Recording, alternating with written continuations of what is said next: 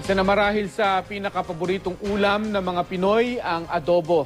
Ang putahing ito ay kayang bigyan ng iba't ibang twist ng mga Negrense. Ibinibida nila ito sa kanilang taunang Adobo Festival. Makibalita tayo kay Erwin Nicavera ng GMA Bacolod.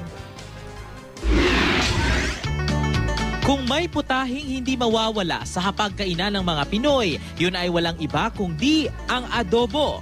At kung pasarapan ng adobo lang naman ang labanan, hindi patatalo dyan ang mga taga-Silay City, Negros Occidental. 12 kabataang Silay noon ang nagpasiklaban sa pagluluto ng iba't ibang klase ng adobo sa idinaos na 17th Adobo Festival. May adobong manok, adobong palaka, pork and vegetable adobo, seafood adobo at iba pang mga luto ng adobo na talaga namang patok sa panlasa ng mga Pinoy, pati na mga dayuhan. It's my favorite dish.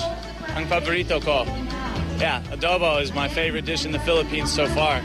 Which is saying something because there are many delicious dishes in the Philippines.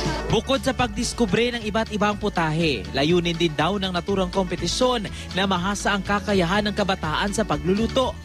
Yeah, it started because we had to find something for the Philippine Centennial celebration. So we figured we had to present something that was very Filipino, and what is more Filipino than adobo. You're kind of exposing the kids to cooking.